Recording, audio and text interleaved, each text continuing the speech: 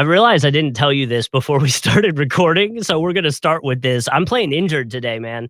I got a little jumpy. I got a little froggy, and I ate some home cooked pizza before it was ready, and I easily have like third degree burns in my mouth right now. Oh my God, that is the worst. I mean, I had literally one of the worst injuries of my life. And I feel like people think I might be being sarcastic right now. And Yeah. I'm not remotely. Thanksgiving, and we've had him on the show before. Shout out to my guy, Chris Crawford. So we were in Orlando in like 2018, right? And he and I were just like working radio jobs. We weren't going home for Thanksgiving. And Mhm. so his now wife's mom felt really bad. So she sent him all this Thanksgiving food. So, like, I'm talking, the typical, the turkey, the stuffing, the sweet potatoes, the cranberry All of sauce, it, everything. all of it. Right. And so part of it was I'm a huge sweet potato fan. Mhm. And so this was like the maple glazed pecan sweet Oh, yeah. potato casserole. So The I'm good like, stuff. oh, baby, we are ready to go. It's like, you put it in the oven. I let it out for a little bit. It's steaming, but it's starting to go down a little bit. So I take a bite of that, and I Oh, kid you not, I have never burnt the roof of my mouth like that. And yeah, it legitimately like ruined the next 3 or 4 days for me. It was awful. Like I straight up had like it was at least second degree because I had blister on the top of it. And yeah. the good thing about it being more internal is that it heals a little quicker, but uh, bro, that was one of the worst pains of my life. It is incredibly annoying. We are recording this in the morning for transparency with anybody obviously watching. You'll see that I'm drinking out of my J Fund Tom Coughlin J Fund Yeti. I got my purple XO mug. Valentine's Day is coming up, by the way. It is. Um But to that, because I've burnt my mouth for the past few days, I can't even enjoy my coffee in the morning because the hot just makes it suck You're even not going more. ice? No, man, it's like 20 degrees here. Like, I Oh, gotta give me put a break. Put some ice in that coffee and get rolling. no, man, I can't do it. The But either way. Midwest has been going crazy, obviously, Yeah. temp-wise, but I'll say this, I was on the train platform the other day going into Philly, and it Mhm. was, I think, 11 degrees, and let me tell you, it is the coldest I have been in a long time, and I was bundled. I had the hat like I had on Yeah. now, I had gloves, I had everything. I was telling my Oof, daughter man. my daughter hates again, she's for transparency 7 months old. I was gonna say, this is the coldest she's ever been, She literally, she probably. hates putting on a second layer. So normally we do shirt and then like pants or something and take her to daycare in that with some shoes on. And she's cool with that. But when you do shirt, pants, shoes, and then like another jacket, coat, whatever, she is pissed off about it. And I'm like, listen, kid, you think this is bad? Like, you ain't felt nothing yet. And you're Yeah, not well, going to because you live in Florida. So, like, yeah, you better really. suck it up with this little raincoat we're putting on you right now. Um, but to that, long story short, 3 minutes into the podcast, don't try TikTok recipes, because they'll burn the crap out of your mouth and you won't be able to enjoy coffee for a few days. Wait, so what food did you burn it on? So I made a homemade pizza, Okay. okay? And the reason it's from TikTok is I saw a lady, the crescent rolls, the Pillsbury crescent Yeah. rolls? So what she did is instead of taking them out and rolling them, you just roll it out like a flatbread. Yep. And then you cook that for like 10 minutes. You make whatever you want. I put chicken on this one. You make whatever you want. After 10 minutes, you take it out, you put the sauce, you put the cheese, you put the toppings, and you put it back in for another 10 minutes. And I actually needed a little bit longer because it wasn't crispy enough. Um, so like 20 minutes, made this pizza. It was fine. Like it was one of those nights we didn't feel like doing too much. Um, but we took it out and, like, it's sitting there. I cut it up like a flatbread, like, it's nice. It was good, and we thought we let it cool down long enough, and I took that first bite, dude, and it just absolutely wrecked my day. Um, and so, we've been here ever since. So, just make sure you don't follow those TikTok recipes, or if you do, make sure you don't burn your mouth. I So was gonna say, I don't think it's the recipe's fault, bro. Just your food cool. I was gonna say the what? recipe. It was good. The problem I will say is the crescent rolls have like a sweet texture taste to them. Yeah. So it was a little not off-putting, But it was a little noticeable where like at this point, like I should probably just buy some dough and make my own bread. Like, Yeah, I mean, look, you know? it So works in a pinch. I've done the crescent roll pizza before. yeah, It definitely is like it's super easy. It takes good. 5 seconds. Yes. So on a night where you don't feel like doing anything, um, it definitely works out. I wish I Yeah. could flip the camera because with on the cold weather note, there's a good like 5 to 6 inches of snow on the ground. Ew. So I would like to flip it and because it's pretty beautiful, I'm not gonna lie. But that does transition as well into what we were actually starting with here on warm-up jumpers, and that is a place that gets plenty of snow all the time, and that is Salt Lake City, baby. We are gonna talk about the Utah Jazz, who have suddenly surged. I mean, that's the reason we were talking about what we wanted to talk this week is that the Jazz have surged here up the standings in a wide open Western Conference, which has been kind of one of the themes, but they're all the way up into play-in position. The 9 seed as recording this, they got a game up on the Lakers. They're 2 back of the Suns and the Kings. And they're 2.5 back from Dallas to be even out of play-in position, period. They've jumped ahead of teams like Houston, like Golden State, like Memphis, who's obviously we talked a little bit about last week with the John Morant injury, who, that's more kind of injury based than anything. But this has added a bit of a wrinkle here. It obviously said as the Lakers are fighting for their spot, as the Warriors look like they may be on an implosion route, Utah has certainly made that a lot more intriguing. Uh, I guess my big question initially is, will they keep all of it together? Uh, Yeah. that is, we've seen John Collins floated a little bit. I know Jordan Clarkson has been a perpetual name in these trade rumors. He's obviously been a big part of this resurgence here as Well, and let me just say too, because it's worth mentioning, whenever you see a team that is perceived to not be, I don't want to say a good team, um, go on a run like this, the first thought is, okay, well, who are they playing? But you Mhm. go back and you look at it I'm talking like back to back to back to back games, 4 in a row, not literally back to back nights. I think two were back to back. They might have had a day in between, but either way, January 5th, they lost to the Celtics, which, Celtics a pretty good team. You would expect that. But then January 6th, they get a big win against the 76ers by a good amount of points On a back to back, too. on a back-to-back. And then they win against the Bucks 2 days later, 132 to 116. And then 2 days after that, they get a win against the Nuggets, 124 to 111. They then beat the Raptors, which is expected at this point, and obviously Raptors we're going to talk about later on in this episode, which will tie into your Memphis comment a little bit later. So teasing forward to that. And then on top of it, after a win against the Raptors, they get a win against the Lakers, and then they get a win against the Pacers. So, like, these are some pretty big team names that they're beating, big wins. So I think that is probably the biggest part of this is they're winning, but they're also winning against teams that are perceived to be some of the top tier teams in the league now.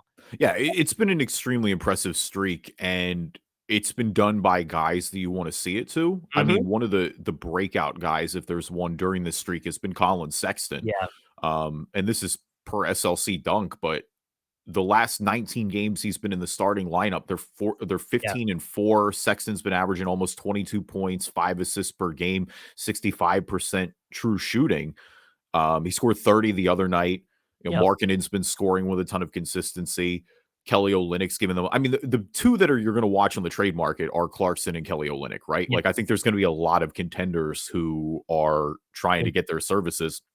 And they played well enough, and the Jazz have played here well enough recently where now you can maybe demand a higher premium. Like, Mhm. Olynyk maybe gets you a first. I don't know if you can pry. I mean, there are, but I know every team. I mean, Boston's been one of them specifically. It's been mentioned in bringing him back, but I think would imagine a lot of contenders are going to be interested in his services. Again, same deal with Jordan Clarkson for that team who needs a little bit of an extra punch Mhm. scoring wise. Um, uh, but yeah, I mean, the big story, Sexton's turnaround has been great to see because he's always, I mean, he's a guy who came into the league with a lot of potential, kind of showed it early on with Cleveland, got hurt. Then as Garland and those guys started to break out, it feels like he was the odd man out. Um, and so now to come over here and be playing as well as he is with Markkanen, I think that's extremely exciting going forward if you're the Jazz, whether you decide he's a part of your long-term future or if you decide to just pump his value and eventually trade him for maybe fuller scale rebuild. But the Jazz are kind of in that position right now, which is nice too, where you have young talent and you have guys that could almost where you could do both essentially. Like you have vets who are doing well enough that can kind of rebuild your war chest, give you that additional draft Mhm. capital, and not make you have to move on from your younger guys to kind of accelerate that rebuild a little bit, if you will. Well, and what's interesting is the Cavs are also doing pretty good. The last 3 games, Yep. they've been cooking as well, and, obviously, I bring that up because of Sexton and Donovan Mitchell and those conversations and essentially team swapping. It almost feels like the years are flipped, right? Like, Donovan Mitchell last year, we were talking about how amazing of a trade it was for them, and now we're looking at it like, "Wow, look, Colin Sexton's, like, doing his thing." But either way, I mean, I think both teams doing good right now. I guess my question, and not to be a doubter on this, um, or put a blanket on it, is what are your realistic expectations now for the Jazz? Do you see a decent playoff run, or do you think this is kind of one of those like uh, flashes in a pan, kind of like it's clicking, but the guys are younger, so maybe we kind of see it uh, regress a little bit here?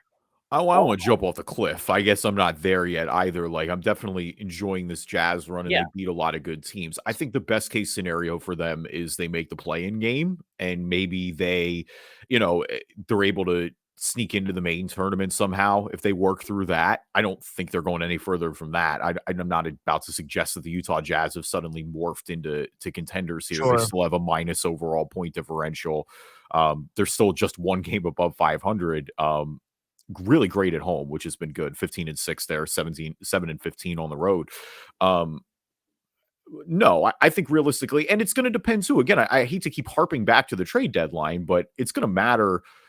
What happens with Jordan Clarkson, what happens with Olynyk. Like if they go down and you get either younger players or you get more draft capital, those are obviously guys who are not going to help you in the short term. They're going to be fighting with again. But if you're in that tier with the Lakers and Houston and Golden State, I think when you look at where Utah's at and what they expected to be and what their long-term outlook is, you're not really that upset about that. You're kind of actually enthused with it, where obviously it's like a devastating worst case scenario for the Lakers and the Warriors. So I mean, it's just a nice wrinkle, I guess is what I'm trying to say. Like, I think Mhm. them competing and being around play in position will be great. I think again, being competitive up to the trade deadline will benefit them long term because I still think they need like Laurie Markkinen is a really nice player. He's developed into a borderline all-star there consistently. It does feel like Utah though still needs that one top guy. But again, you give yourself a lot of chances to do that the more you rebuild your war chest. And if you've got a bunch of young players that are talented, like again, it's all about the flexibility, and Utah has a lot of that right now. I was trying to see where he lands. So the Utah Jazz, this would have been yesterday. So Friday, the Utah Jazz put out a post that Lauri Markkinen's averaging the most miles run per game this season on the team at Yeah. 2.48 miles per game, which is kind of a lot.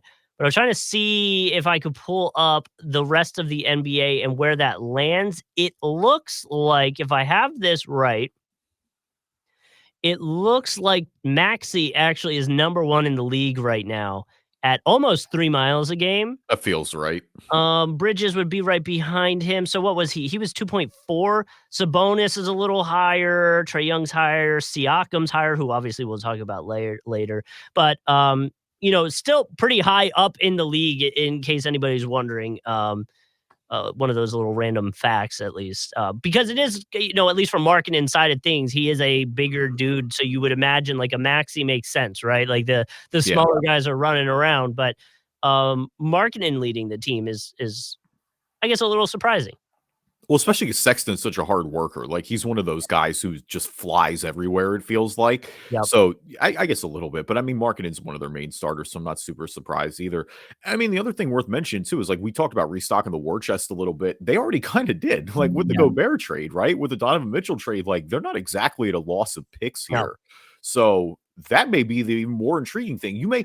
I think that makes the appeal too of making the playoffs a lot more if you're Utah, because you go, hey, we've got a zillion first round picks. You can package these into a higher one if we've got a specific target maybe we're set on in the draft. Yeah. Like there's just a lot of flexibility. And I think that's the Mhm. one thing. And give them a lot of credit for post Rudy Gobert and post Donovan Mitchell for giving themselves that optionality.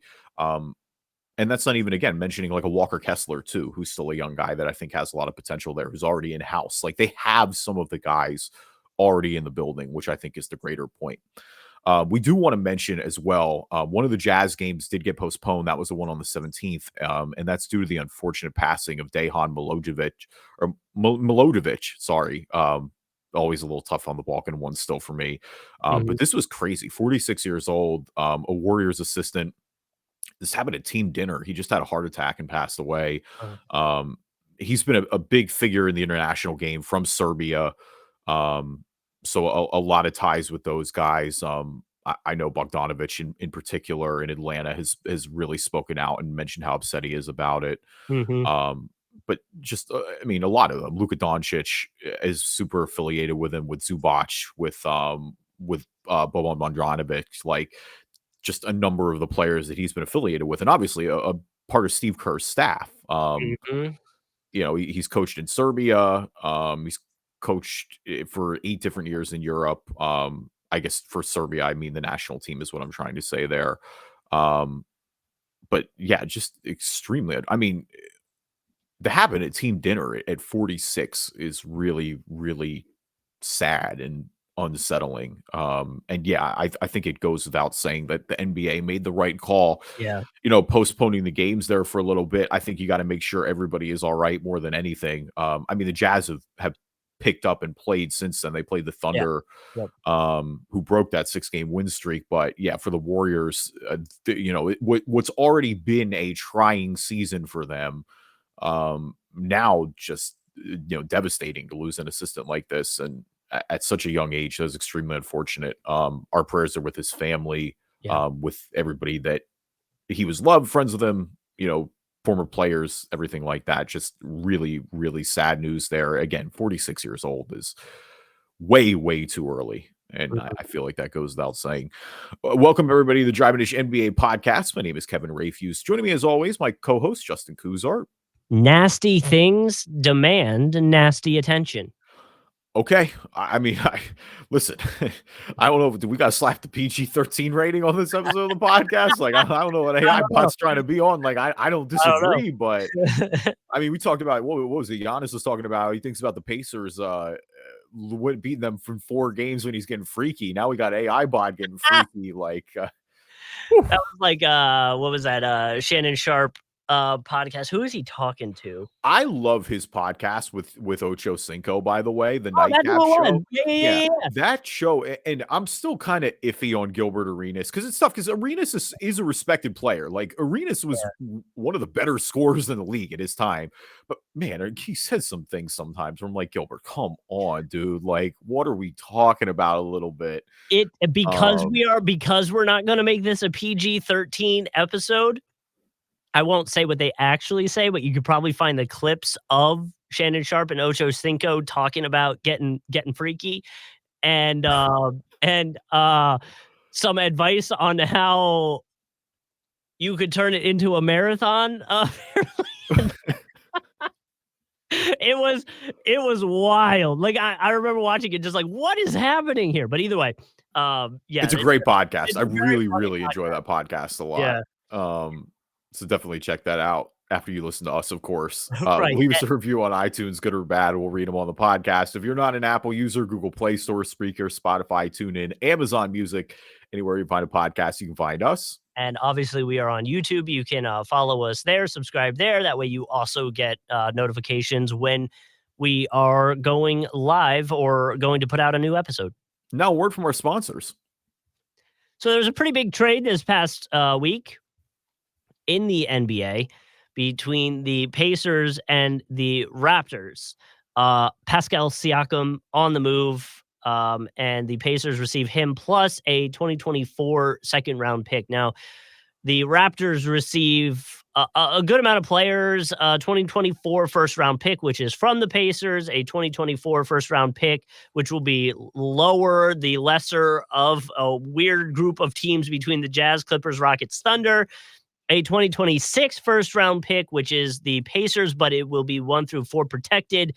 You would imagine they won't be in that situation unless something really crazy goes on. And then in all that, the Pelicans receive cash considerations.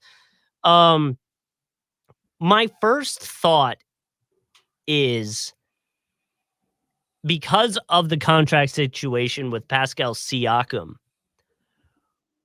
was there enough of a demand for him? Was there enough trades being thrown around with the Raptors that if Pascal was just going to leave in the offseason, could the Pacers have waited and just outright got him? Um, you could have, I think, but you really run the like you're playing with fire there if you let Siakam get to the open market, because then there's no guarantee that he's going to come to Indy. I think my initial question when the trade went down is, does Indy have guarantees and confidence that they're going to be able to re-sign Pascal Siakam? Because if I go, hey, we're giving up Bruce Brown and 3 firsts, that's a lot for a rental. However, it seems like all the indications and all the reports that Siakam is enthused with staying there long term, which then in that case, yeah, you take the swing and you go, hey, we like Siakam. We like the way that Hallie's played to start the year. We feel like we've got a young superstar. We want to surround him with as much talent as possible. Siakam kind of slides into that. You know, he's the main big next to Miles Turner. He almost plays that role that Sabonis was playing for a while in Indy, right? Pre-trade. You know, he's a little more of a scoring punch. He crashes the boards. He facilitates. I was surprised that, you know, Indy got off to a hot start this year, obviously, in the in-season tournament finals. You know, they've been one of the breakout stories. And so to see Indy, you know, come out like this and be aggressive, I think maybe that was a little surprising. But when you mention all the teams that they have first round picks from, then you sit there and you go, you know what, maybe we do have a little bit right now. And if Siakam is the guy that you feel good about, then go out and get him. If you feel you're going to have to re-sign him. So I think that is the one thing, is you're fully aware making this trade that you're going to have to pay Pascal Siakam a max contract next summer. But I don't think they're worried about that right now. No. Like, the cap is open. Yeah, and I would say from the Pacers side, the big thing they needed was a forward, because, you know, between some of the guys on their team who are considered smaller for that position, you know, because of the way that the roster is, they were having to kind of figure that out. They also get themselves a number 2 scorer, and which I believe right now on the team was Miles Turner, who is I think Miles Turner's a great third scorer, you know, like that. Now you have your 3.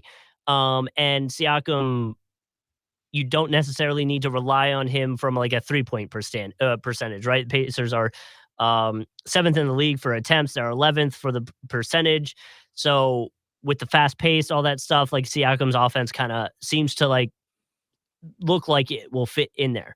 Now, from the other side, though, looking at the picks that the Raptors got, the 2024 one from Indiana, like we said, is probably going to be somewhere between, for Indy, let's say 17th through 19th. I think there's some tiebreakers in there that might move things around. The pick coming from Oklahoma City is potentially going to be 27th. Obviously, there's a lot of protections on it. So we'll see where that goes. So if you look at it, you kind of traded one of your better players for 3 mid to late round picks.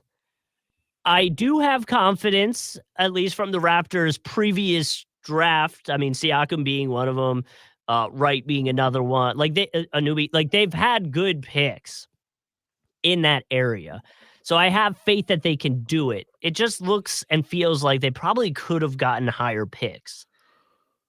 Maybe earlier, but when? I guess that's the thing, and that maybe that speaks to the market that you alluded to a little bit, is it's like maybe we all just overrated the market for Pascal Siakam right now. Like, the only other team that I feel like had a concrete offer that we had heard about was the Kings, and the Kings weren't trading like super value at that point. Like, you're giving up Herter, Barnes, Davion Mitchell, and maybe 2 first-round picks. Like, that's more or less what you got here. You got 3 picks. And I think for me, the bigger sign is now it just sets a clear direction for the Raptors. Like this had been hanging over the That's true. Raptors for a while. Pascal, despite being a legend in the city, a champion for which should not be discounted there at all. I mean, him and OG's trade is the end of an era with Fred Mhm. Van Vliet gone, with Kyle Lowry's been gone for a little bit now. Like all those other guys from those squads, even the Marcus Sauls, the Serge Ibaka's of the world, like this championship team is just like Mhm. Siakam was really the one big last piece from that. And now with him moving on, it is the signal into a full rebuild. But that's where the Raptors need to be at. Like we've been talking about, this is kind of going to be reset around Scotty Barnes. I think Scotty Barnes has taken the development steps that you want from Yeah. him this year. And so at that point, you already made your first trade. You brought in a few young guys to pair as well. So, you get your flyer on RJ Barrett. You got Emmanuel Quickly, who's still a young guard that I'm pretty enthused about. Like it's not the Raptors weren't going anywhere. They haven't been Yeah. going anywhere for the past few years. Like I know they overachieved and got 5 that one year when everything went right, but it's just like this has been a team that's in a dire need of a reset. And I think here you just hit the reset button. Like you got the most draft capital, and you're right, they're mid-round picks, but you have to trust yourself to get those. You also can package them and potentially move up higher if there's somebody you're super high on. But I Yeah. just think you have a direction here finally. Like you're not trying to the last few years, it feels like the Raptors have been just kind of jogging in place since Kawhi didn't resign. And it was like, this team isn't a contender anymore. Let's go out and reset this. And resets are hard when you say goodbye to fan favorites like that. Like Anunoby and Siakam both are fan favorites in that city. These are difficult decisions to make. But I think from Toronto's sake, this was the correct one. You're headed in the right direction long term. And, at least the direction for Toronto for the rest of this season should be the bottom. Yeah. So, Toronto owes its 2024 first round pick to San Antonio, but it's top 6 protected. So, they're tied with the And that's for the Grizzlies. Pirtle trade. Like, why? Like, that's what I'm talking about. Like, the Pirtle trade is like, Yeah. that was a prime example of bringing in a good player, but it's like, what is he doing What do here you do? right Yeah. now? So to that, they're tied with the Grizzlies at the moment for that 6th slot. So there will be a race to hopefully get in that range. Obviously Memphis with all the injuries, John Morant being out, like I probably put my money on them being lower than the Raptors. So that would be interesting if they, get number 7 and now that number 7 goes straight to San Antonio. That'd be weird. But we'll see where that ends up, at least for the Toronto side of things. I Uh, do want to go back to Indy for a little bit. yeah. Because I really like this move. I like them being bold, I guess. That's my point, is I like when you have all those picks, I like pushing your chips in a little bit. And you do run the risk that Siakam maybe is overpaid because now with the bird rights, you have to give him the 5th year. And Have so you maybe there's a chance that the 4th and the 5th year look ugly, but I don't know. You still have a bunch of young guys who you can feel pretty good about. Like Jarris Walker is still there. I think he's somebody who's played really well for them. Mathurin is still there as well. That's another one who they're still really high on and had a great rookie year. so I And was reading, so by the way, um, in terms of, like, going forward, the future for the Pacers and building this team around these guys like you're alluding to, I think they do actually have a stipend rule issue in 2026 with all the picks that they've moved. The Pacers do. Um, so in terms of doing it through the draft, you might not be able to do it. wait, what do you mean? I don't think I get it. So if I understand this correctly, the stipend rule issue will happen for them Oh, because in they can't 20. move back. You're saying they Yeah, can't move back to back first. Okay, yeah, okay. yeah, My yeah. bad. I So thought like you said stipend, not Okay. no, I, no, no, no. I I know what you're talking about now. Okay, Yeah, okay, so okay. I thought it was some like financial hit. I'm like, what no, financial no, hits no, no, are they no. taking right No, now? so like you're saying, you're alluding to the players and people around now what is probably their core 2 or 3. Yeah. You're not necessarily gonna be able to do it in the first round of the draft in the NBA now. You're probably gonna have to trade. And so that's where I did see some people commenting, at least on Reddit, about how they should get rid of the stipend rule and let teams dig themselves into a ditch if they want to. Yeah, but then the problem is they don't know where that rule came from. That rule came from Cleveland's general manager being so atrocious in the 80s that the Lakers won the title and then ended up with the number 1 pick the next year and then got James Worthy. Like What the that's hell, man? yeah, like I don't fully disagree in the sense that like bad teams you shouldn't like stop them from shooting Yeah. themselves in the foot, but like I think we should have a little bit of respect for ourselves here when you're getting fleeced that bad. I Like you wish got to I give could yourself a chance. I wish I could. Oh, here it is. I think it was Simmons. This was the comment.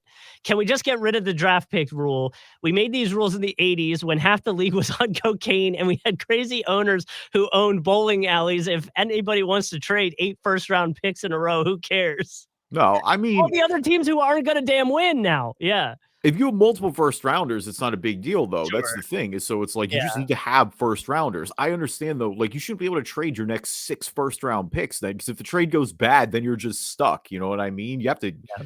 have a little bit of hope for something. The other thing I wanted to bring up, at least from the Pacers side of things, is before this trade, they had around 100 million committed to 9 players for next season against a projected, $142 million salary cap. So if they had waited, and this was was alluding to at the beginning when I said wait for him in the summer. In theory, if they could have gotten him over the summer, they wouldn't have been able to pay, like an Obi Toppin, a Buddy Hield, a TJ McConnell. So Oh, and those now are they guys. might be able to. My bad. Go ahead. Just No, just now they might be able to do that, yeah. depending on where everything lands. Well, and that kind of the reason, or that I was going to say when I was interjecting there is because you mentioned Buddy Hield and you mentioned Mhm. Obi Toppin. Like, there's a chance that the Pacers aren't even done at the trade deadline. Now, True. I don't think. I don't know. Hield's been a main trade target, and a bunch of contenders are going to go for him. But I'm also like, do you want to give up Buddy Hield shooting at this point? The way that your offense has been humming right now, Mhm. um, the defense, which has clearly been the biggest concern with this team, will definitely take a tick up with Siakam. Like, and that's the other part of it here is like you finally get an ounce of defense on the floor. The Pacers have been outgunning everybody, but they've been pretty much giving it right back up on the other end.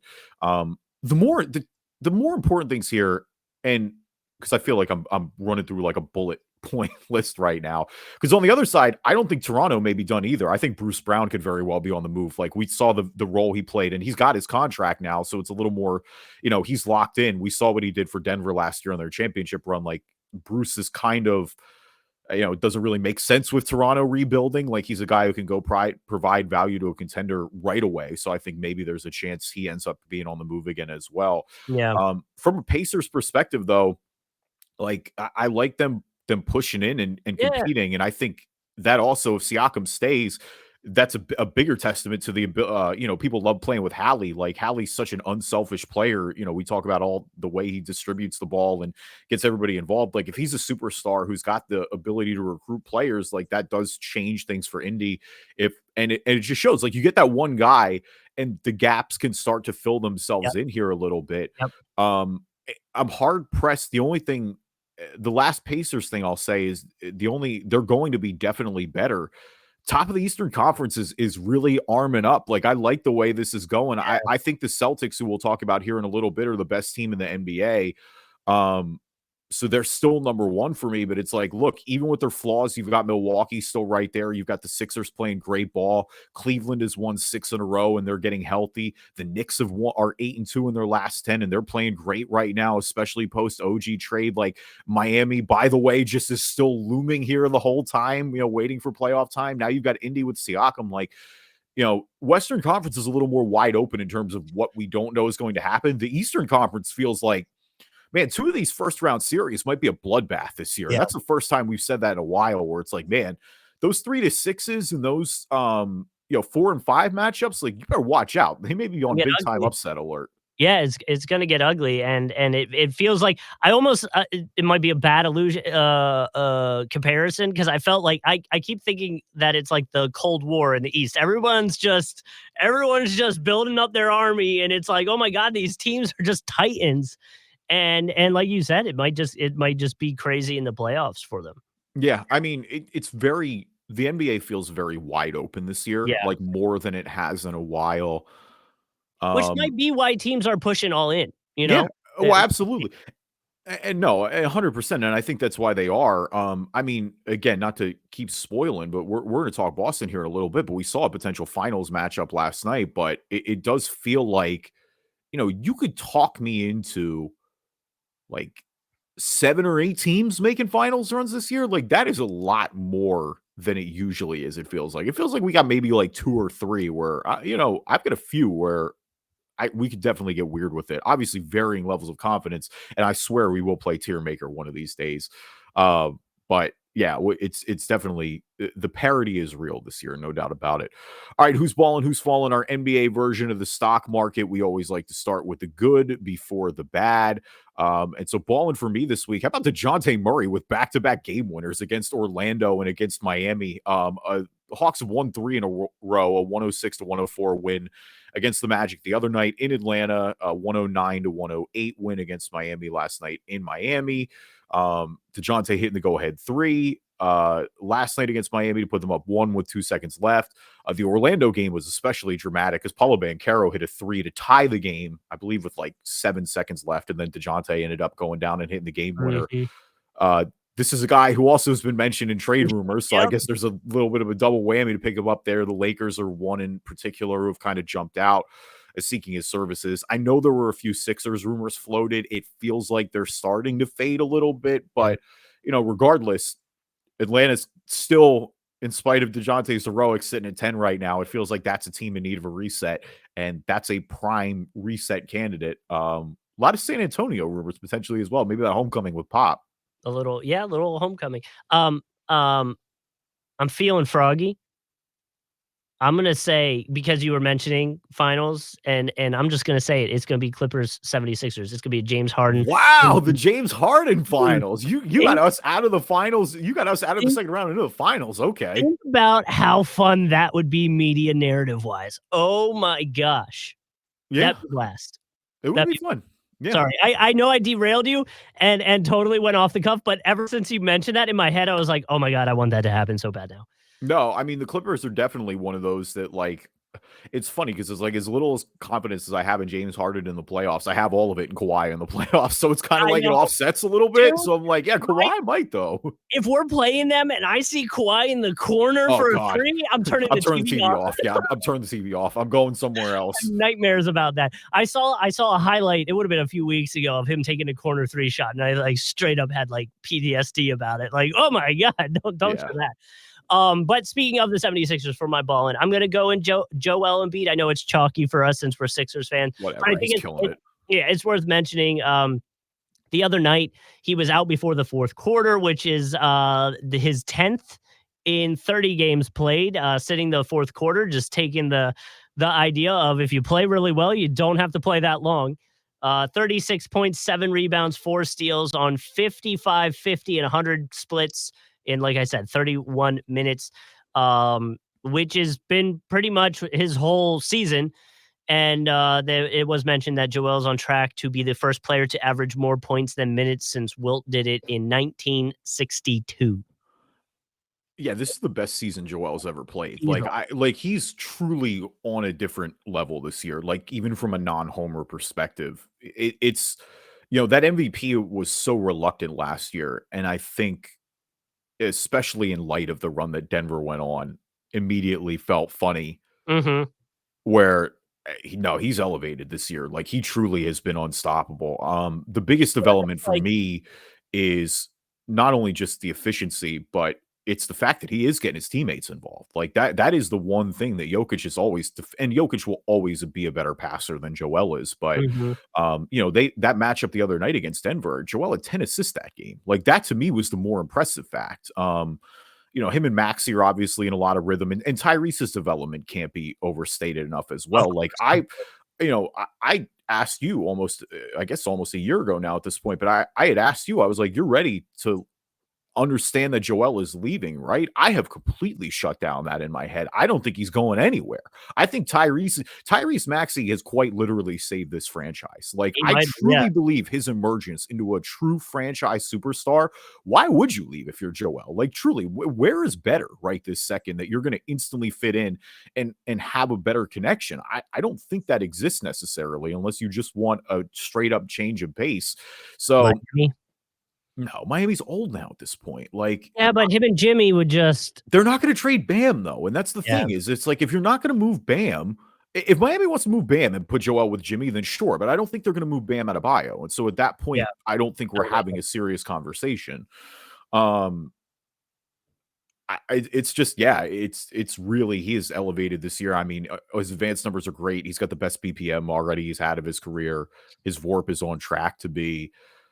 It really like I mean, I don't want to call my a final shot, but it does feel like if they're going to break through, I mean, they're one ball handler away. I still think Boston is better, but I could see them definitely being in the conference finals this year. Like it feels like that second spot is right there for the taking, and maybe the ceiling is higher. But I mean, the role players make sense.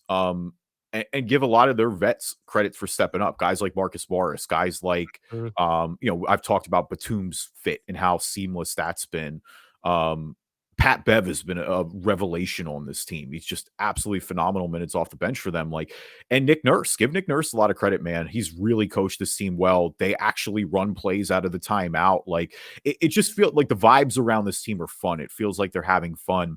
I still think they're another ball handler away, and I would like to see them be a little active at the deadline, Which is but why Murray was being talked about, I think. it was. And Yeah. my point though is I don't think they need to hit a home run. I think I'd rather have them have patience, go for a logical like rotation fix than try to just like go all in on Zach LaVine or go all in on DeJounte Murray or go all in. Well, Siakam's off the table now, but like, one of those deals like that where it's going to cost you all your capital. Like, you finally got some draft capital back post James Harden. Like, I just would rather them be patient. Like, things are going well here. Let's see what we can do, but we don't need to hit the home run again. Like, I I feel mean, like the Sixers have tried a lot to hit the home run in the past yeah. few years post Jimmy. Like, hit some singles, maybe on makes. Well, and it's worth mentioning that, I just saw this would have been last night after the Pascal Siakam trade stuff, but, we alluded to Bruce Brown earlier. It's come out that the Sixers are probably not going to go after him. There is apparently a big trade market, like we talked about, Lakers and Knicks being two that are interesting. And I would laugh again if we do get a Knicks trade because that's just objectively hilarious. Um, Wait, why? because don't the Raptor the legal stuff. Oh, okay, okay. Oh, you're saying Yeah, with the Raptors specifically. Okay, yeah, okay, yeah, okay. yeah. I'm like, Because I'm I like, know. wait, why? I'm like, why are the I was like, the Knicks are playing good ball, bro. No, that's why it's funny to me. But we'll see. But like to your point, I don't think you have to go big. Like I mean, we could go down the line, but we don't have to make this a Sixers thing. We could go down the line of some point guards that we think would be worth it for the 76ers to go look at and get for a reasonable price. But I think this situation in itself, like the Sixers being tied with potentially a Bruce Brown trade, but then we see that there's a huge market for it. So then the Sixers are out. It's like, yeah, I get it. You don't need to move a lot of guys to make it happen. Don't mess with the chemistry right now. Oh, it's just like leave it to the Sixers to be the most likable, good vibes team. The season where I just say I'm done and I'm I not watching know. them this year, I and then I'm know. completely all out. And it's still again, it's all playoffs. Like it just all comes down to the playoffs. But this is definitely the best season Well, Joel Embiid has played. Like objectively, like yeah. he's absolutely on And fire this year. and I'll get my fall in here in a second, but I just want to make it known on the first on the 20th of the first month of the new year, we called it. It was going to be Clippers Sixers finals. So Okay. I mean, hey, um, listen, you've called crazier things on this that's podcast, fair. so I'm rocking with it. Um, All right, but falling for me this week is the Celtics home winning streak that finally has come to an end last night with a 102-100 loss to the Nuggets, bringing them to a 20-1 mark on the year, which is great for them because they're obviously the number one seed. Believe it or not, the Celtics are 12-9 on the road, which is kind of surprising when they've been that dominant at home.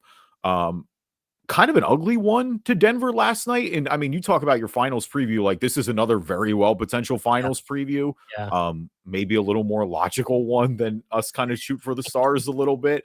But I don't know. My biggest beef, and I guess if there's a notch in their armor, a flaw where Boston may still kind of be shaky a little bit, is their crunch time offense. I mean, Boston scored 2 points in the last 4 minutes and 30 seconds last night in this game against Denver.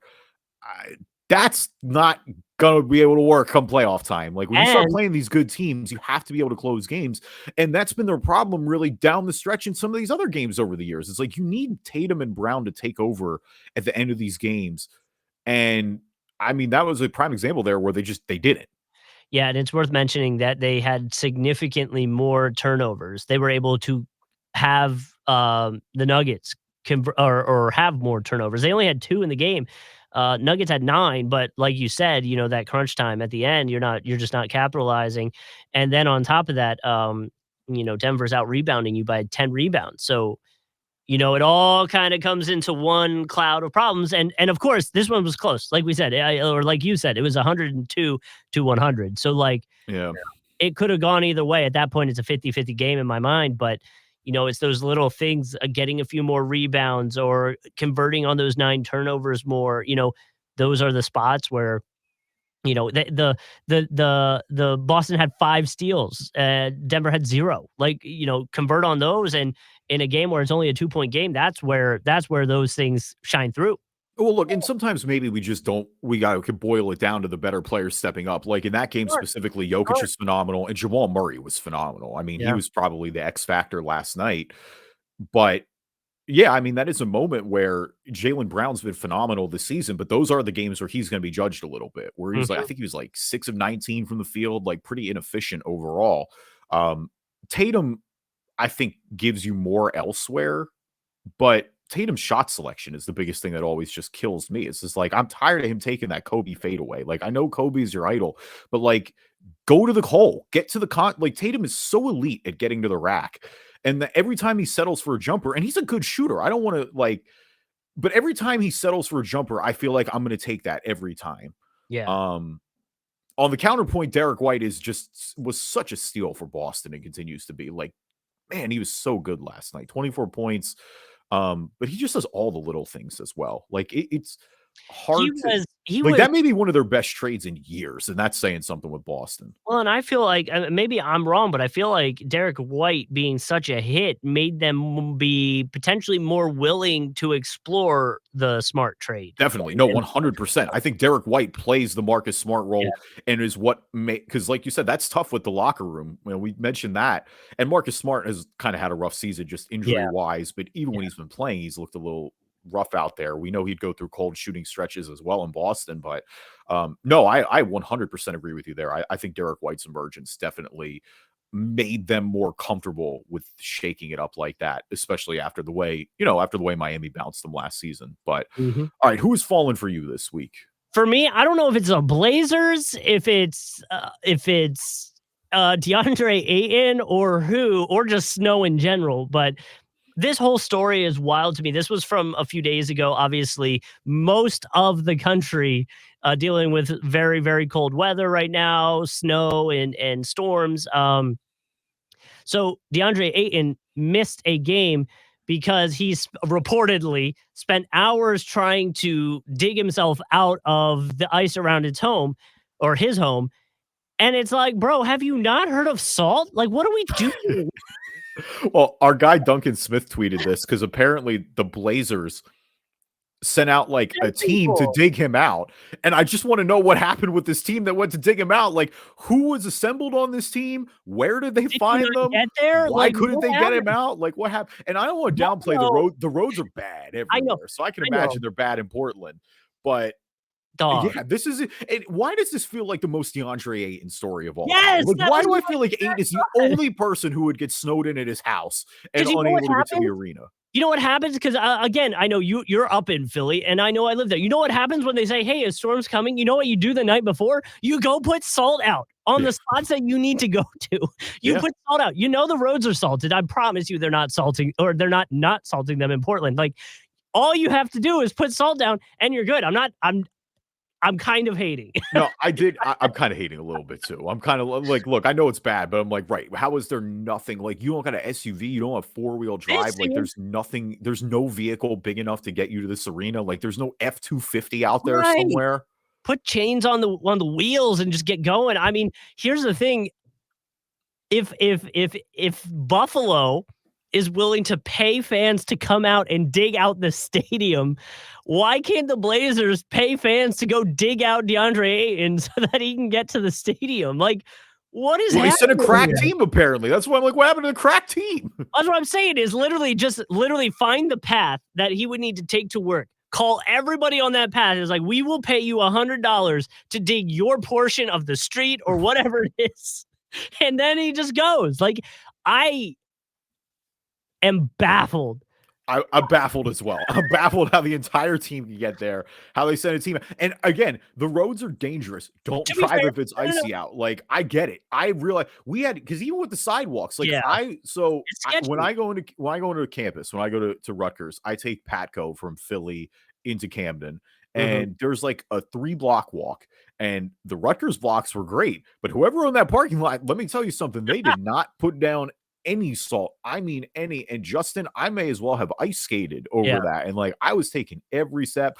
Yeah. Of course, like, I just, for some reason, decided not to wear boots that day. That's when you're walking, that's when the cheeks get tight. You gotta take. Yeah, like, I'm worried, like, and I got stuff in my hand. Like, I'm older now. If I go down, it's on ice. Like, I may not get up as way I used to back in the day. Yeah, you're gonna bounce back. Now, to be fair, DeAndre Ayton spent most of his career in Phoenix, Arizona, where I bet you it doesn't snow. There's no snow there. Yeah, no, there's no snow. I mean, there's snow in parts of Arizona, but it ain't Phoenix. So maybe there was a little bit of somebody didn't relay the message of putting salt out the night before. Like, all you have to do is put salt out, and it's at least manageable at that. I mean, he's from the Bahamas for what it's worth too, and there's no snow in the Bahamas for sure. So if there's a problem at that point. We got a global warming's really kicked in a little too hard at that point. Yeah. But all right, should we play some Immaculate Grid here this week? Let's do it. Immaculate Grid this week. It seems like it's going to I don't want to call her a shot, but I feel like a little bit easier than it has been in the past. All right, so you called your nines right away. I almost looked at it this morning. I'm glad I didn't.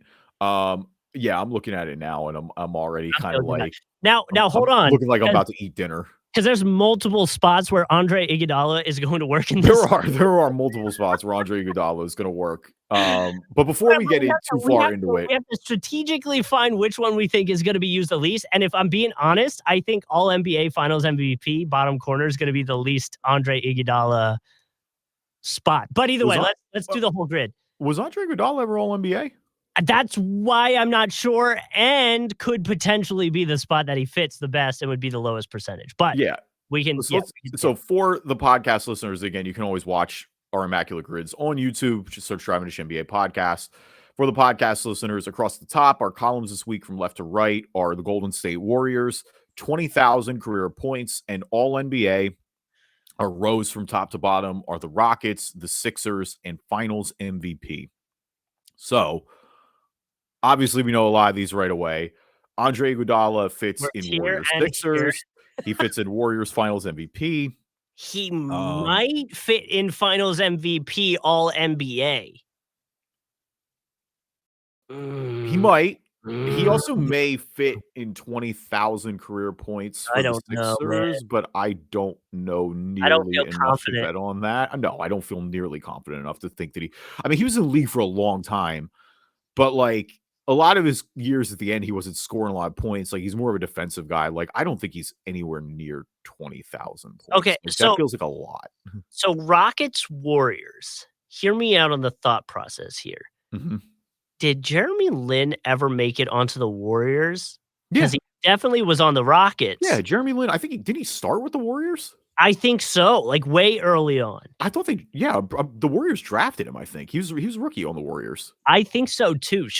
That's got to be a low percentage. Oh, I feel like it'll be high. I feel like people love Jeremy Lin. Oh, maybe I'm wrong then. Okay. I mean, I got to think about it. I'm trying to like run who else works there right now. I mean, Chris Paul's the other obvious one with Rockets and Warriors. Ooh. Would Okay, so for 20,000 career points, Rockets. Uh-huh. I've got 2 that I think are bigger names that people know, but they don't necessarily associate them with the Rockets, and it's DeMarcus Cousins Okay. and it's Chris Paul. So that's funny. DeMarcus Cousins, I was gonna say also works for Rockets and Warriors, but I like DeMarcus Oh. Cousins at 20,000 points He's career gotta there. have 20,000, right? Yeah, I mean, he averaged basically 20 a game. I He mean, had to have. well, you know, I don't know. 20,000 is a lot. That's the I problem. know. I feel like we're underselling how many 20,000 is Should we career. Okay, should we do Boogie 20,000? Should we do Boogie for Rockets All NBA? Oh, that's gotta work, right? He's definitely all NBA. He's definitely all. I feel better about him being All NBA than I do about 20,000 points. Okay, let's do that. Let's do Boogie, Wait, did he have to do it for that team? oh, good call, good call. Let's see. That matter. I was gonna say that'll sink us real quick. Everything not it does not need to be in the same No, it do season. no, it does. It's paired with a team. It has to have done it with that team. Oh, weird. Wait, does when paired with a non-team category does No, not when paired with a team. When paired with a team, the player must have been named All NBA in a season with that team. All NBA is paired with the Rockets. Oh, ooh. So So in that case, I feel a lot better about James Harden or Hakeem Olajuwon or Chris yeah, Paul. yeah, we probably should go you wanna go Harden or well, Olajuwon's a definite 20,000, right? Harden and Olajuwon are definitely 20,000. I mean, honestly, the other one you could do for Rockets, and you could do this for Sixers for 20,000 too. Charles Barkley played for the Rockets. Yeah, yeah. I feel like Barkley with 20K for the Rockets is going to be really low. You wanna go Barkley? I think for 20K, yeah, for sure. Okay. Yeah, 9%. 9%. Okay. Because he'd So get then it for the Sixers too, obviously. Like he was hmm, all NBA. Harden for sure did all NBA with the Rockets. yeah. Should we I'm go pretty Harden sure Chris Paul did too, but I feel way better about Harden? I mean, Chris Paul made all NBA like every year though, I feel like. Yeah, but Chris Paul also works for Rockets Warriors, so we at least know we have like if we do Harden all NBA, we at least know for a fact, unless we want to get crazy and try someone with a lower percentage, we have Chris Paul Rockets. Yeah. So let's do Harden all NBA. Yeah, I feel way better about Harden being all NBA. I mean, he was the MVP in Houston. Like he definitely Yeah. is without a doubt that. Olajuwon would have worked too. I think that goes without saying. I mean, Olajuwon could work for all NBA and Finals MVP as well. Yeah. Oh yeah. But I also feel like Kawhi like could work. Yeah, Kawhi definitely works there. Yeah. I mean, I can We have rattle you off 20 players without even dude, thinking for all NBA and Finals MVP. I'm telling you, if Iggy was all NBA ever in the career, dude, I that's just don't think such he a low was. Like percentage. all NBA is 15 players. I don't feel like Andre Iguodala was an all-star like maybe twice, I feel like. But, like, with the Sixers, you don't think early on with the Sixers he made it? I think he was an all-star one time with the Sixers. I don't Okay. think he was making all NBA. Like he was good, but and there's a difference between all NBA and all defensive teams. If this was an all defensive team, I definitely think he made all NBA defense. But all NBA, like maybe he crept onto a third team there one year, but like not enough to bet the grid on it. Do you think Dwight Howard has 20K? Oh man, Because that would work it Sixers, would. It would right? work for Sixers. And I know we have, like, we have very obvious answers. Iverson and Irving and Wilt are the easy Yeah, ones for me for the Sixers. There's a couple I can think of that are like on the borderline. Like yeah. Barkley would have been for sure. Um, God, Dwight is so close. I don't know. Oy vey. Yeah. Oh, also, Dario would work for Warriors 76ers. He's on them right Do now. that. Dario does work. And Dario will be really low percentage there. So yeah, I actually agree with that. Dario should definitely be that. Love me some Dario. Yeah, 3%. Dario Saric. Yeah. Okay.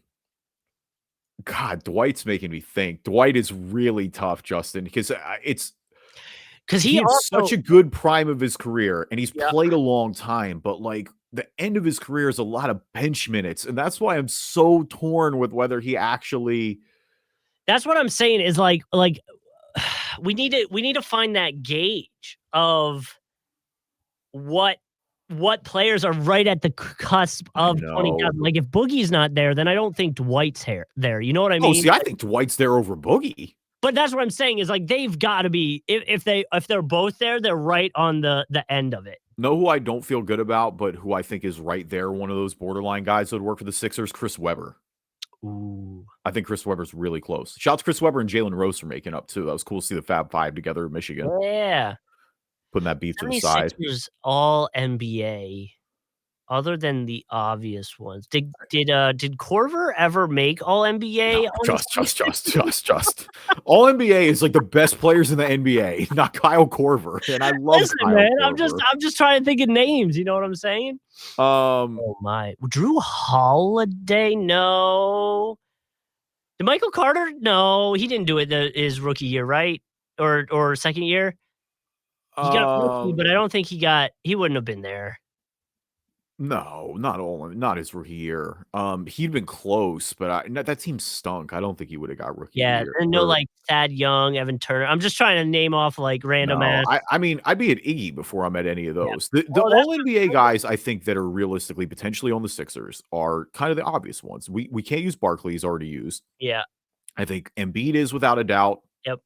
I think Iverson is without a doubt. Was Harden when he was with us? I don't think he was. I don't remember if he got third team or not, but I don't believe he was. Okay. MCW was rookie of the year, but I don't think he was all NBA. I just don't think he was either. I don't think it was enough.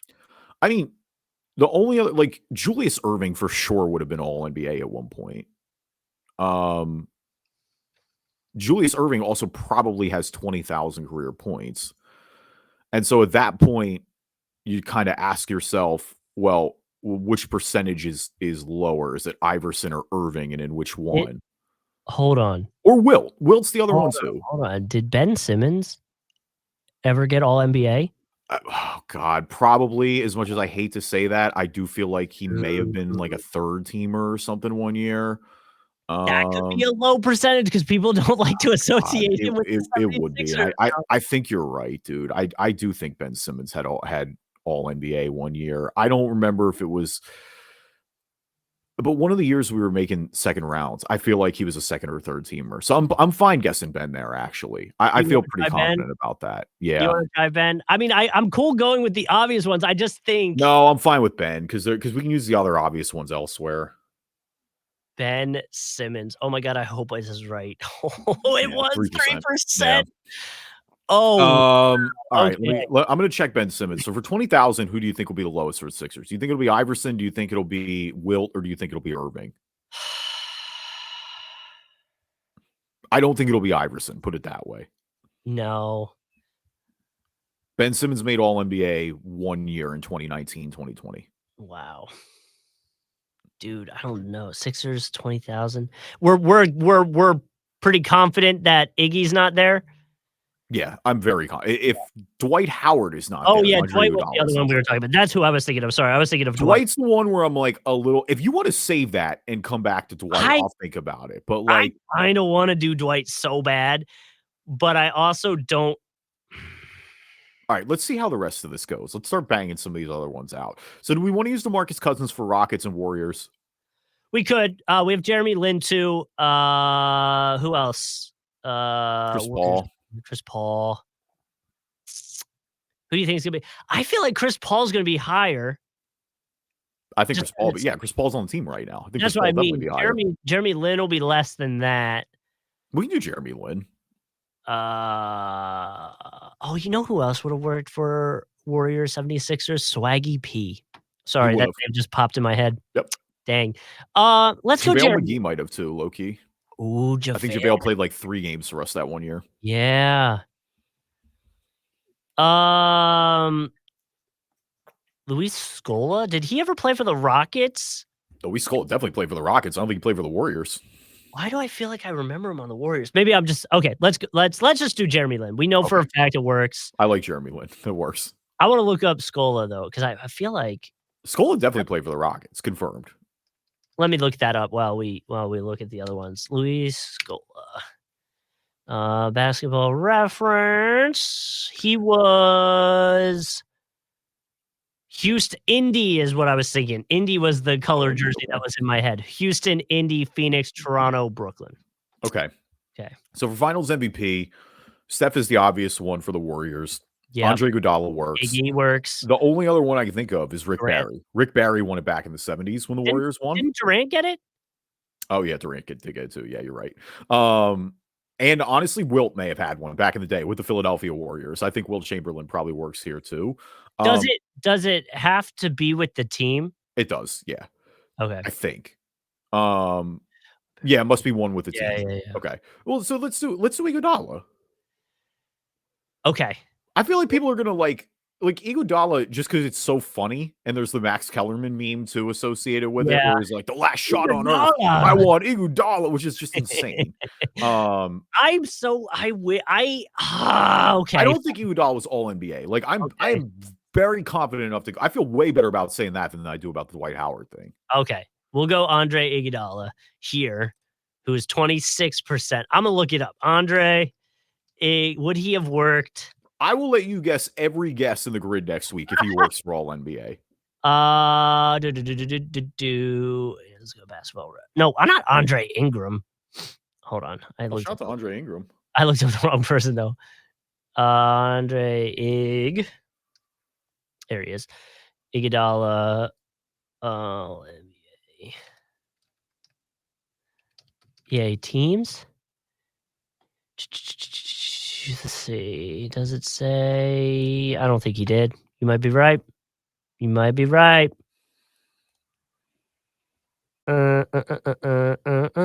2004, man. 20 years. He's been in the league for that long. Yeah, I mean, sounds right. I think that dunk contest is what, 06? Oh yeah, I forgot about that. It was a long time ago. Yeah. All right, Finals MVP with 20,000 career points. It's like, pick your poison. Who do you want? You want Magic Johnson? You want Larry Bird? You want Julius? You want like LeBron? Do you want Kobe? Do you want Shaq? You want Tim Duncan? For David Robinson? I don't know if David Robinson ever won. Which one? You're talking 20,000 finals? Yeah. You want Olajuwon? You want Kawhi? Or I don't think Kawhi may not have 20K actually. I'm gonna hold that. 20, yeah, that might be early. Could we do wait. Wasn't there something Tim Duncan didn't win? Tim Duncan didn't win Defensive Player of the Year, which is insane. That's what it was. Okay, yeah. He made like 11 all defensive teams and didn't win Defensive Player of the Year ever. He probably could be Finals MVP All NBA, right? Definitely, absolutely. You want to do that one? Sure. Or would yeah, let's do that. Or would like Tony Parker? He never won. Who? Oh, that's interesting. I do think Tony Parker won a Finals MVP, and I'm pretty sure he was All NBA at one point. Did Ginobili get one? I don't think Ginobili ever won Finals MVP. Duncan, I'm way more sure about, but I do think Parker won a Finals MVP. Should we go Parker All NBA Finals MVP? That would be a low percentage. It would be. I like it. You want to try it? I do. And then I'll be way more encouraged to guess the Dwight, because this might be wrong. And if this is wrong, I'll be way more encouraged to guess the Dwight. Nice, 1%. Okay.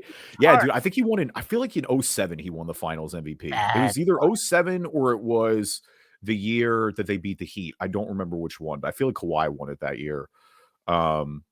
Either way, shout out to Tony Parker. Yeah. Finals MVP in 20,000. Again, same deal. Like the higher ones are going to be MJ, LeBron, Kobe. You know, Wilt works, Shaq works, Bill Russell works, Larry Bird works, Magic Johnson works, Kareem works. I mean, keep going. Yeah, I'm cool with whoever you want to. Who do we think is going to be the lowest percentage? I'm cool with all and any. Who I think is be the lowest percentage there? You could go old school. Like if you go old school, people might not pick them as much. But that's what I'm trying to think. In these kind of situations, people do go like what's really going to work for us is like finding somebody that's right at the cusp of 20,000. No, I know. MVP. Well, I'm trying to like Dirk is the other one who popped into my head. Dirk would be interesting. I bet Dirk would be a lower percentage. I kind of do too. I mean, Dirk. who am I thinking? Oh, the KD. KD's the other one we mentioned too that I think works. Durant would work, yeah. Who was Like, I don't know what the Finals MVP. Paul Pierce didn't win Finals MVP, did he? Ooh, I don't think he did. He'd probably be a 20K though. he'd be close. Um, Yeah. I'm trying to think of people like back in the day, like any like boomers that I might be forgetting. But they also have to have won like Finals MVP. Like, Okay, so D Wade probably works too. D Wade, What about like if you want to go a boom, like Jerry West probably works. Jerry West. Yeah, oh yeah, right. He would definitely work. Why don't we go Jerry West? He's old enough. What's like but isn't there like a who's other than Andre Iguodala, who is clearly like a very, in terms of finals MVP names, a surprise? What about like trying to think back. Like the Lakers, Nets. But they have to have 20K. What about like Chauncey Billups? Didn't he win finals? I don't think he's 20K though. Yeah. 20K's a lot, dude. Oh, what about Dwayne Wade? That's what I said. Dwayne Wade. Oh, I said, yeah, can we do Dwayne Wade? I said D Wade. Sorry, I missed that one. No, we do D Wade. D Wade definitely works. You think he definitely has 20K? Yeah. Oh yeah, absolutely. All right, unless you think going old is gonna be the way to do it. No, go D Wade. D Wade's fine. All right, let's do Wade.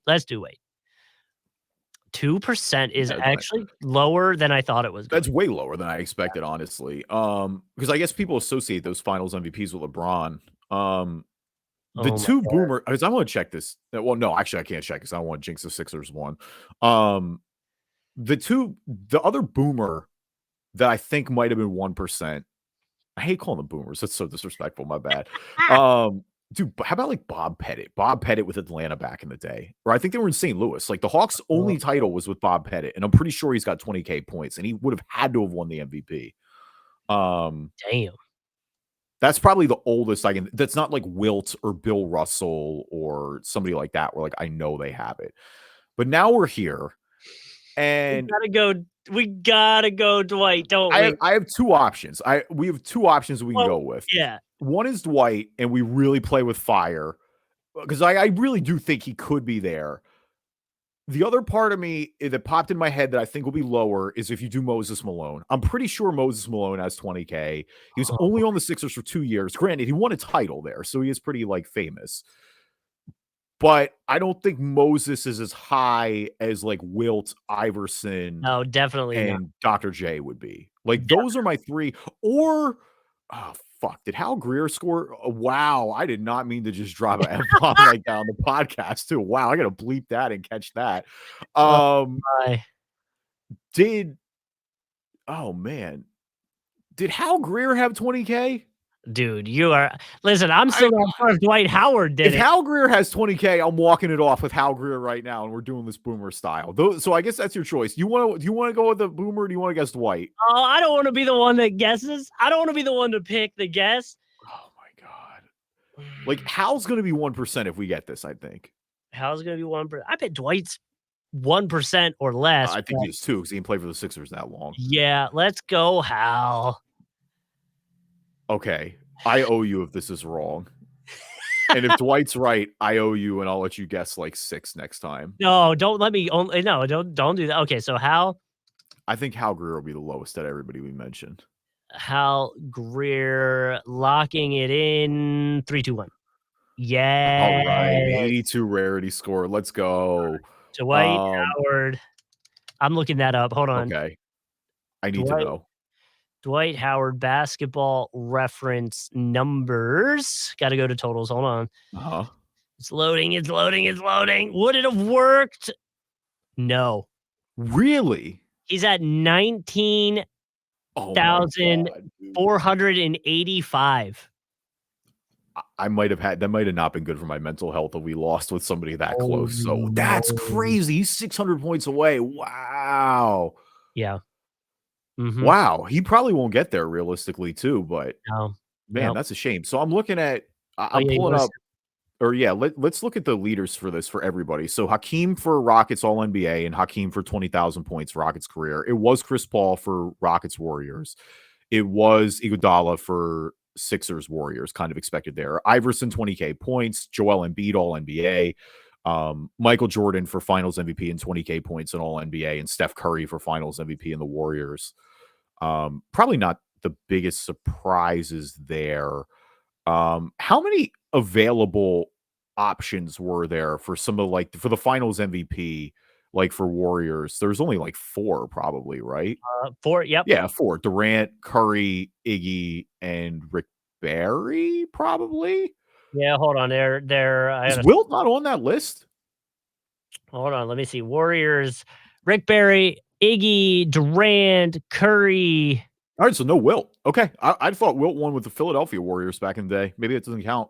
No, no, I don't see him on this one. Nope. Okay. All right. 20,000 points, the lowest on the list. There's 50 people who have it. Tom Chambers has 20,049 points. Mm. Damian Lillard is the lowest active player who has it. Dame Wow, Dame. has 20,325. Trying to think who else is here still active. Chris Paul, LeBron, Russ, James Harden. That's about it that's still active. I mean, KD. A Mhm. lot of these people retired recently, like the Dirks, the D Wades, Paul Pierce, Tim Duncan, KG, people like that. Jerry West would have worked. Um, DeMar DeRozan's active. He's got 22.5 basically. Um, Rosen, okay. Yeah, not bad at all. But so you don't mind Xing off that so we can recap ours real quick before we get out of here. Yep. So to recap our grid, we had Jeremy Lin for Rockets and Warriors. We had Charles Barkley for Rockets 20,000 career points. James Harden for Rockets All NBA. Sixers Warriors, Dario Saric. Sixers 20,000 career points, Hal Greer. Sixers All NBA, Ben Simmons. Warriors Finals MVP, Andre Iguodala. Finals MVP and 20K career points, Dwayne Wade. And Finals MVP All NBA, Tony Parker.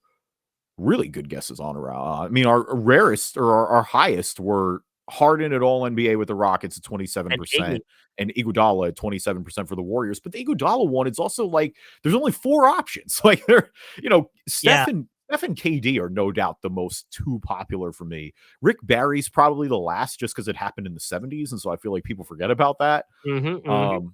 Either way, though, that Dwight Howard one was close. That was much scarier than I anticipated.